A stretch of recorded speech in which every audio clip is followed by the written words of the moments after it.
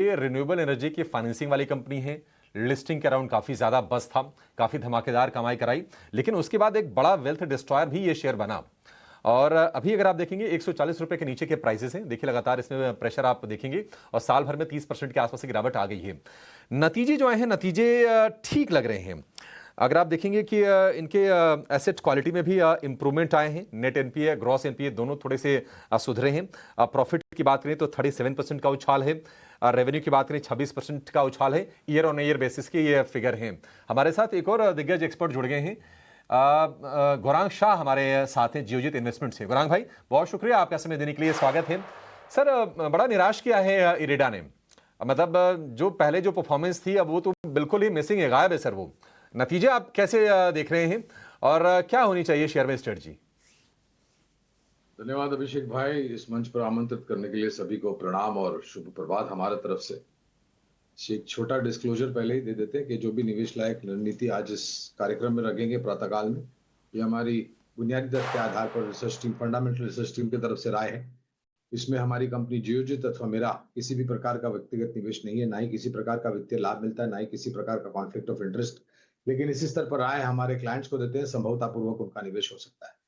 तो देखिए, पहले कवरेज थी हमारी अभिषेक भाई इरडा पर, और लक्ष्यांक आने के पश्चात हमने हमारी कवरेज निकाल दी थी, क्योंकि हमें थोड़ी बहुत चिंता हो रही थी जिस प्रकार से ऊर्जा उत्पादन, क्षमा चाहता हूं, नई ऊर्जा उत्पादन क्षमता में बाधाएं आ रही हैं, और उसको लेकर के शायद इनके जो लोन बुक है उसमें थोड़ी बहुत सीमित बढ़त हो सकती है।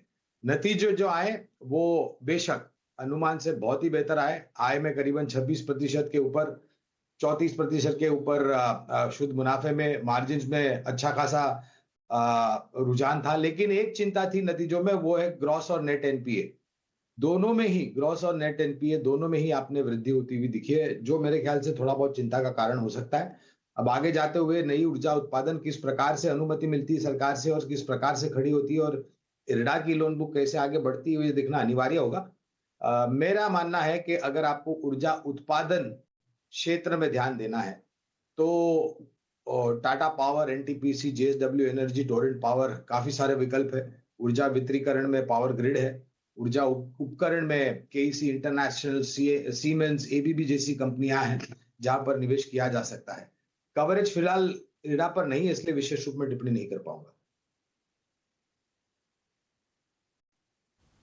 ठीक है, तो पावर में अगर आप रहना चाहते हैं तो विकल्प ढेर सारे हैं दिग्गजों में। Tata power, NTPC, power grid जैसे नामों पर, टॉरेंट पावर पर आप विचार कर सकते हैं।